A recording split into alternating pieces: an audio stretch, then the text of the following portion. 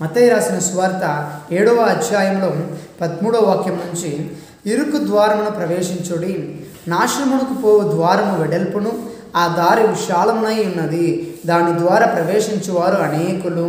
జీవమునకు పోవు ద్వారము ఇరుకును, ఆ దారి సంకుచితమై ఉన్నది, దాని కనుగొని వారు కొందరే.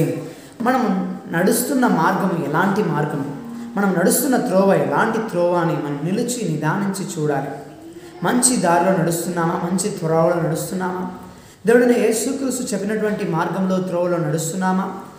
లేక మనం ఇష్టానుసారమైన త్రోవలో నడుస్తున్నామా అని నిదానించి చూడాలి.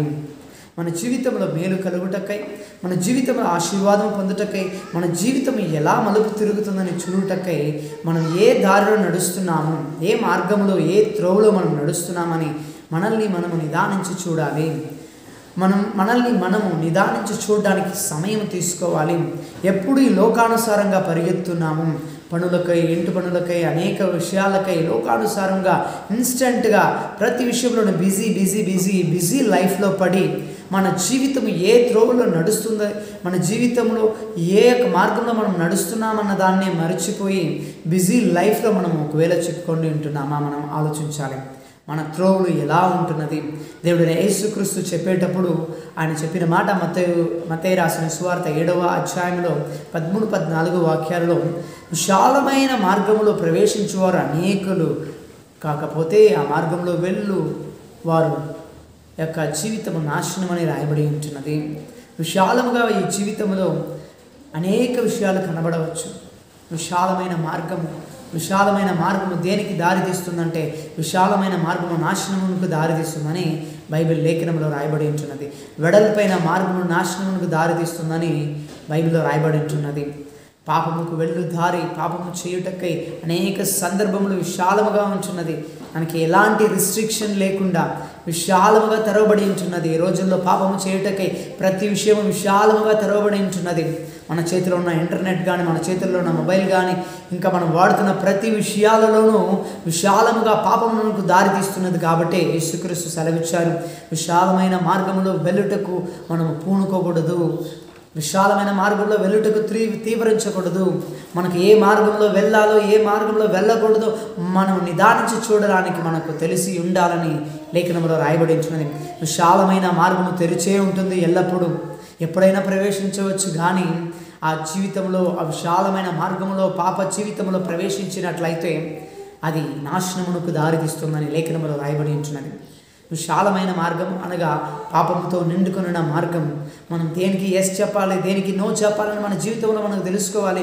ప్రతి విషయాలకు, ప్రతి ఆఫర్లకు వచ్చే ప్రతి దానికి ఎస్ అనుకుంటూ పోతే అది విశాలమైన మార్గం. మనకు నిదానించి చూడడానికి తెలియాలి. ఏది మన జీవితంకు అవసరము, ఏది మన జీవితానికి అవసరము లేదు అని చెప్పి మనం నిదానించి చూడడానికి మనం తెలుసుకోవాలి. అలా నిదానించి చూడకుండా ఆత్రుతలో తొందరపడి తీసుకునే ప్రతి నిర్ణయము కూడా విశాలమునకు దారితీస్తుంది. అలా విశాలమునకు పోవు మార్గము నాశనమునకు మాత్రమే దారితీస్తుందని లేఖనంలో రాయబడి ఉంటున్నది. మనం ఏ మార్గము ఎంచుకోవాలంటే ఇరుకైన మార్గమును ఎంచుకోవాలని యేసుక్రీస్తు ప్రభుల వారు సెలవిస్తున్నారు. ఎందుకనగా జీవమునకు వెళ్ళు మార్గము ఇరుకైన మార్గము అని చెప్పి రాయబడి ఉంటున్నది. మన జీవితంలో మనము రిస్ట్రిక్షన్స్ ఉంచుకోవాలి. మన జీవితంలో ఏది చేయాలో, ఏది చేయకూడదో మొట్టమొదటిగా మనకు ప్రణాళిక వేసుకోవాలి. నా జీవితంలో ఇది చేయాలి, ఇది చేయకూడదని ఖచ్చితమైన నిర్ణయాలు తీసుకోవాలి. పాపము జోలికి పోనని నిర్ణయాలు తీసుకోవాలి. అనవసరమైన విషయాలను చూడనని నిర్ణయాలు తీసుకోవాలి. అనవసరమైన ప్రదేశాల చోట్లో నేను ఉండను, వెళ్ళనని నిర్ణయాలు తీసుకోవాలి. ఇరుకైన మార్గమును మనం ఎంచుకోవాలని లేఖనము సెలవిస్తూ ఉన్నది. ఇరుకైన మార్గము మనం ఎంచుకోవాలంటే మోకరించి ప్రార్థన చేసి దేవునితో మనం నడవగలగాలి. అలా మంచి మార్గంలో నడిచినట్లయితే దేవుడు ఖచ్చితంగా మనల్ని ఆశీర్వదిస్తారు. బైబిల్ లేఖనంలో రాయబడి ఉంటున్నది, ఒక మనుషుడు తాను నడిచే ప్రతి మార్గము మంచిదని తాను అనుకుంటాడు, కానీ దాన్ని యెహోవాయే చూచు దేవుడని రాయబడి ఉంటున్నది. సామెతలు 21వ అధ్యాయము 2వ వాక్యం ఇలా రాయబడి ఉంటున్నది. సామెతలు 21:2 వాక్యం, ఒకడు తనకు ఏర్పరచుకున్న మార్గము ఎట్టిదైనను తన దృష్టికి న్యాయముగానే అగపడును. ఒకడు తనకు ఏర్పరచుకున్న మార్గం ఎలా అయినను సరే తన దృష్టికి మంచిగానే ఉండును. తన దృష్టికి తను నడిచే మార్గము చెడుదని మనకు తెలియకపోవచ్చు, ఒకడు ఏర్పరచుకున్న మార్గము మంచి మార్గంలో నడుస్తున్నానని అనుకోవచ్చు, కానీ ఆ మార్గమును పరిశీలించేది ఎవరంటే యెహోవా. యెహోవాయే హృదయములను పరిశీలన చేయువాడు. సామెతలు 21:2 ఒకడు తనకు ఏర్పరచుకున్న మార్గము ఎట్టిదైనను తన దృష్టికి అది న్యాయముగానే అగపడును. యెహోవాయే హృదయమును పరిశీలన చేయువాడు. మన హృదయములను పరిశీలన చేయువాడు యెహోవా. ఏ మార్గంలో వెళ్తున్నాము, ఏ త్రోవలో మనం వెళ్తున్నాము, దేవుడైన యేసుక్రీస్తు చెప్పిన అడుగుజాడలు నడుచుకుంటున్నామా, లేకపోతే లోకానుసారంగా నడుచుకుంటున్నామా అని చెప్పి దేవుడు ప్రతి వాటిని నిదానించి చూస్తారు. అలా చూసేటప్పుడు మనం ఏ దారిలో ఉన్నామని దేవునికి తెలుసు. అయితే ప్రభువైన దేవుడైన యేసుక్రీస్తు సెలవిచ్చు మాట ఏమంటే, మనం మంచి మార్గమునకు నడవాలని, మంచి మార్గమునకు తిరగాలని చెప్పి, ఈరోజు మనం ఏ మార్గంలో ఉన్నామని కనుక్కొని మంచి మార్గంలో మనం తిరగాలి, మంచి మార్గమునకు రావాలి, మంచి మార్గంలో మనం నడవడానికి ప్రారంభించాలి. చెడు విషయాలు, చెడు అలవాట్లు, చెడు చూపులు, చెడు విషయాలు వదిలేసి విశాలమైన మార్గాన్ని విడిచిపెట్టి మంచి మార్గములో, ఇరుకైన మార్గమైనా సరే, కష్టమైన మార్గమైనా సరే, ఇబ్బందులైన మార్గమైనా సరే దేవునితో నడవడానికి మనం నిర్ణయం తీసుకోవాలి. అలా దేవునితో నడవడానికి నిర్ణయాలు తీసుకున్నప్పుడు దేవుడు తోడుంటారు. విశాలమైన మార్గంలో నడిచేటప్పుడు అన్నీ సరిగా జరుగుతున్నట్టే అనిపిస్తుంది, కానీ దేవుడు తోడుండరు, దేవుడు ఉండలేరు. అక్కడ పాపం ఉన్న చోట దేవుడు ఉండలేరు. అలా విశాలమైన మార్గంలో దేవుని లేని చోటు మనకు ఏదైనా ఆపద వస్తే అక్కడ చిక్కులో ఇరుక్కుంటాము. అదే ఇరుకైన మార్గమైనప్పటికీ, కష్టమైన మార్గమైనప్పటికీ, ఇబ్బందైన మార్గమైనప్పటికీ దేవుడితో నడిచే మార్గంలో దేవుడు తోడుంటారు. ఎలాంటి ఇరుకైనా, ఎలాంటి ఇబ్బంది అయినా, ఎలాంటి కష్టం వచ్చినా కానీ దేవుడని యేసుక్రీస్తు ప్రతి ఇరుకులో నుంచి, ఇబ్బందుల నుంచి మనల్ని తప్పించడానికి శక్తిమంతుడు, సర్వశక్తి గల దేవుడు ఆయన యేసుక్రీస్తు. ఆ సర్వశక్తి గల దేవుని హస్తము కింద మనం నడిచేటప్పుడు మన జీవితాలు సురక్షితంగా ఉంటుంది. ఒకవేళ కష్టాలు, పోరాటాలు, కన్నీళ్లు గుండా నడిచినా కానీ ఒక్కటి మాత్రం మర్చిపోకూడదు, దేవుడనే యేసుక్రీస్తు మన తోడే ఉన్నారని చెప్పి. అదే బైబిల్ గ్రంథంలో రాయబడి ఉంచినది. యెరెమీయా 6:16 ఇర్మియా 6:16 యెహోవా ఇలాగ సెలవిచ్చుచున్నాడు, మార్గములో నిలిచి చూడుడి, పురాతనమైన మార్గములను గురించి విచారించుడి, మేలు కలుగు మార్గమేదో అని అడిగి అందులో నడుచుకొనుడి అని రాయబడి ఉంటున్నది. మేలు కలిగే మార్గము, మేలు కలిగించే మార్గము ఏదో అని చూసి అందులో మనం నడుచుకోవాలి అని చెప్పి దేవుడు ఇక్కడ యెహోవా సెలవిస్తూ ఉన్నారు. మన మార్గములను పరిశీలించి మనం ఏ మార్గంలో నడుస్తున్నాం, మనం ఏది చేస్తున్నామని పరిశీలించి మంచి మార్గంలో నడవాలని దేవుడు ఈరోజు మనకు హెచ్చరికగా ఒక మాట అంటూ ఉన్నారు. హెచ్చరికైన వాక్యముగా పలుకుతూ ఉన్నారు. మనం మంచి మార్గంలో నడవడానికి ప్రయత్నించాలి, దేవుడితో నడవడానికి ప్రయత్నించాలి, దేవ భక్తి కలిగి నడవడానికి ప్రయత్నించాలని దేవుడు కోరుకుంటూ ఉన్నారు. మనము అలా నిర్ణయం తీసుకున్నప్పుడు నేను ఇకపైన మంచి మార్గంలో నడుస్తాను, ఇరుకైన మార్గమైనా పర్లేదు నడుస్తాను, దేవునితో నడుస్తాను, దేవ భక్తిగా నడుస్తానని మనం నిర్ణయాలు తీసుకున్నప్పుడు కొన్ని సందర్భాల్లో కష్టాలు, ఇబ్బందులు వచ్చినా కానీ మనం భయపడాల్సిన అవసరం లేదు. కారణం ఏమంటే దేవుడైన యేసుక్రీస్తు మన తోడున్నారు, దేవుడైన యేసుక్రీస్తు మన నీడున్నారు, మన చుట్టే ఉన్నారు, మన పక్కలో ఉన్నారు, మన హృదయంలో ఉన్నారు అని చెప్పి లేఖనంలో రాయబడి ఉంటూ ఉన్నది. 2 తిమోతి 3:12 క్రీస్తు యేసునందు సద్భక్తితో బ్రతుకును దేశించు వారందరూ హింస పొందుదురు. క్రీస్తు యేసునందు సద్భక్తితో బ్రతుకును దేశించు వారందరూ హింస పొందుదురు. మనము ఎప్పుడైతే నిర్ణయం తీసుకుంటామో దేవునితో నడవాలని, మంచి మార్గంలో నడవాలని, అలా నిర్ణయం తీసుకున్నప్పుడు అన్నీ మంచి జరుగుతుంది, అన్నీ మేలే జరుగుతుంది, కష్టాలు ఉండవు, సుఖాలే ఇంకా అని అనుకోవడం పొరపాటు. ఇక్కడ లేఖనంలో రాయబడి ఉంటున్నది, దేవునితో నడవడానికి మనం నిర్ణయం తీసుకున్నప్పుడు, సద్భక్తితో నడవడానికి ఇక్కడ లేఖనం రాయబడి ఉంటున్నది. క్రీస్తు యేసునందు సద్భక్తితో బ్రతకను ఉద్దేశించు వారందరూ, క్రీస్తు యేసుతో సద్భక్తితో బ్రతకను ఉద్దేశించు వారు అందరూ హింస పొందుదురు అని రాయబడి ఉంటున్నది. కష్టాలు, ఇబ్బందులు, ఇరుకులు రావచ్చు, మనం వెళ్ళే ఇరుకైన మార్గంలో ఇబ్బందులు ఎదురవచ్చు, కష్టాలు ఎదురవచ్చు, కానీ దేవుడు చేయి విడవడు. అయినా కానీ దేవుడు చేయి విడవడు. పౌలు శీలను దేవుని సువార్త నిమిత్తమై, దేవుని సువార్త ప్రకటించిన నిమిత్తమై చెరసాలలో బంధించి చావు దెబ్బలు కొట్టారు, పై వస్త్రములు చించి పారేశారు, రక్తం కారుతూ ఉన్నది, చెరసాలలో పడేశారు. సద్భక్తితో నడుస్తున్న వాళ్ళకి, దేవునితో నడుస్తున్న వాళ్ళకి ఇబ్బందులు ఎదురైనాయి, ఇబ్బందులు వచ్చినాయి, కష్టాలు వచ్చినాయి. అయినను వాళ్ళు చేసింది ఓపికగా ఉన్నారు. దేవునికి విరోధంగా ఏ మాటలు మాట్లాడలేదు, దేవునికి విరోధంగా ఒక్క మాట అయినా నోరు తెరిచి మాట్లాడలేదు. వారు చేసిందల్లా ఆ రాత్రిలో వారిద్దరూ కలిసి కూడి ప్రార్థన చేశారు. వాళ్ళు పాట పాడి దేవుని స్తుతించారు. ఇబ్బందులు, ఇరుకులు, కష్టాలు వచ్చినప్పుడు మనం పాట పాడి దేవుని స్తుతించడం నేర్చుకోవాలి.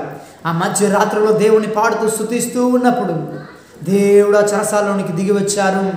దేవుడు చెరసాలలోనికి దిగి వచ్చేటప్పుడే ఆ చెరసాల యొక్క పునాదులు అదురేనని బైబిల్లో రాయబడి ఉంటున్నది.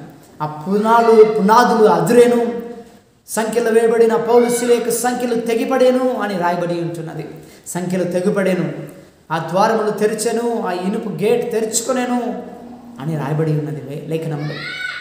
వాళ్ళకి ఇబ్బందులు, కష్టాలు, పోరాటాలు వచ్చినాయి, కానీ వాళ్ళు ఎప్పుడైతే ప్రార్థన చేశారో, దేవుని స్తుతించి ఆరాధించారో, అప్పుడు వాళ్ళకు విడుదల వచ్చింది. వాళ్ళకి విడుదల వచ్చింది. వాళ్ళ చెరసాల నుంచి విడిపింపబడ్డారు. వాళ్ళ చేతిలో ఉన్న సంఖ్యలు విడిపింపబడ్డాయి. వాళ్ళున్న చెరసాల ప్రదేశము ఆ పునాదులు అదిరిపోయేను అని లేఖనంలో రాయబడి ఉంటున్నది. దేవుని మార్గంలో నడవడానికి ఉద్దేశించిన మనము కష్టాలు, ఇబ్బందులు ఎదురవచ్చు, కానీ మనం భయపడాల్సిన పని లేదు. దేవుడు తోడుంటారు.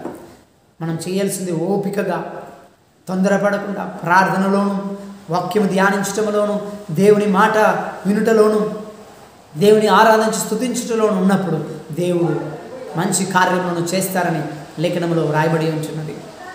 అంత మాత్రము కాదు, గ్రంథంలో దానియేలునే ఒక భక్తుడు ఉన్నాడు. దానియేలు జీవితమును తీసుకున్నట్లయితే దేవునితో సద్భక్తితో నడవడానికి ప్రయత్నించి దేవునితో నడుస్తున్న ఒక దైవజనుడు దానియేలు. బైబిల్ గ్రంథంలో రాయబడి ఉంటున్నది. దానియేలు 3 పూట ప్రార్థన చేసేవారు. ఉదయం, మధ్యాహ్నం, రాత్రి ప్రార్థన చేసే ఒక దైవజనుడు. అలా ప్రార్థన చేస్తున్నప్పుడు అకస్మాత్తుగా చుట్టూ ఉన్నవారు, దానియేలును విరోధించిన మనుషులు, దానియేలుపై అసూయపడి దానియేలును ఎలాగైనా అంతం చేయాలని చెప్పి ప్రయత్నిస్తున్న వాళ్ళు ఒక శాసనమును రాజు చేత రాపించారు. ఒక 30 రోజులు ఈ నెల రాజునే ఆరాధించాలి, రాజు తప్ప ఏ దేవుడిని పూజించకూడదు, ఆరాధించకూడదనే ఒక శాసనమును తీసుకొచ్చారు. ఆయనను దానియేలు భయపడలేదు. ఆ శాసనమునకు రాజు యొక్క ఆజ్ఞను మీరినట్లయితే, రాజు యొక్క ఆజ్ఞను వ్యతిరేకించినట్లయితే, రాజు యొక్క ఆజ్ఞను తిరస్కరించినట్లయితే ప్రాణము తీసేస్తారని దానియేలుకు తెలిసినా కానీ, తన ప్రాణం పోతుందని తెలిసినా కానీ దానియేలు ప్రార్థనను విడవలేదు. దానియేలు ఒక మార్గం ఎంచుకున్నారు. నేను ఇరుకైన మార్గంలో వెళ్ళడానికి, మంచి మార్గంలో వెళ్ళడానికి నేను ప్రార్థన చేస్తాను. ఆ మార్గంలో ఎలాంటి ఇబ్బందులు వచ్చినా సరే నేను ప్రార్థనను విడవను అని చెప్పి ఒక తీర్మానం తీసుకున్నారు. నా ప్రాణం పోయినా సరే, నా ప్రాణం నన్ను విడిచి వెళ్ళినా సరే నేను ప్రార్థన చేస్తాననే ఆ తీర్మానంలో దానియేలు నిలకడగా నిలబడి ఉన్నారు. ఆ తీర్మానం నుంచి వెనుకడుగు వేయలేదు.